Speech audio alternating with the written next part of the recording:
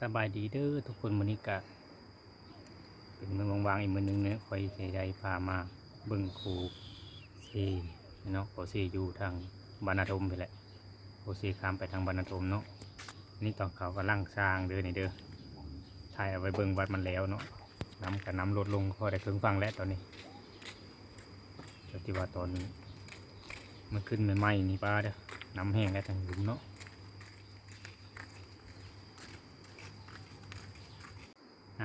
เด้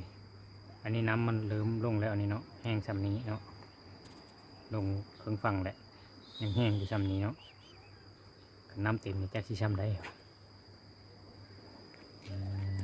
สีได้หลายเติมแล้วเนาะวันนี้เรามาเบิ่งทางฟ้าทางนาทมไปเนาะคอยไปทางฟ้านาทมคอยเบิ่งทางฟ้าหลุมเนาะได้หลายซ้ำนี้ละถือว่าผลงานก็ถือว่า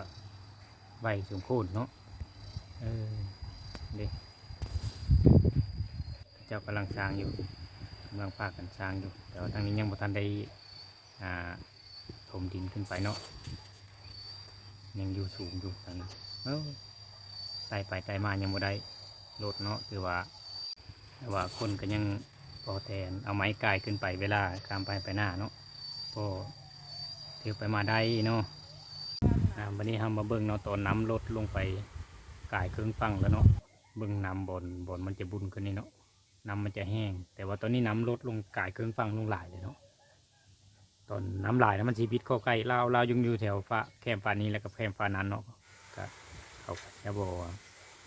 ก้าวข้ามหืนเนาะข้ามหือเอารถข้ามหือนะจะบอกก้าวข้ามเพราะน้ำมันสีไหลโค้งลงมาตามเร็วน้ำแล้วมันสีเวิร์นเขาตามฟังเอาทางขาจอดเธอนะทางเอารถขึ้นนะมันสีเวิร์นวันนี้เป็นบิ๊กข้อใกล้ลงดอนนี้แหละเนาะโซนนี้แล้วก็โซนนั้นอันตรายแต่ว่าทำนี้ก็คือว่าเอาไปเอามาได้แล้วเนาะนี่เบิ่งเพิ่นเอาความเบิ่งเพิ่นเอาคือความคือว่า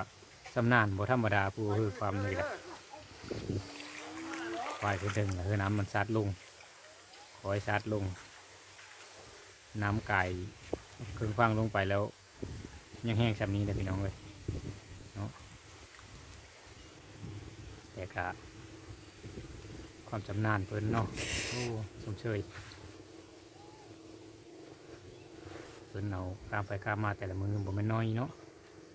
สำหรับคลิปนี้และแม่นขอเดี๋ยวลงเพียงตอนนี้ก่อนเนาะเอาแบบสั้นๆมื้อนี้บ่เอายาวอันนี้ละมาเบิ่งบ่เอายาวเบิ่งจุดที่น้ำเอารถข้ามเนาะน้ำซี่ว่าซั่นเดี๋ยวมีโอกาสมื้อหน้าที่ฟ้าเราป้าทางลื่นนะครับถ้าติดตามเบิ่งนำกันเนาะมื้อนี้แม่นเอาซ้ำนี้ก่อน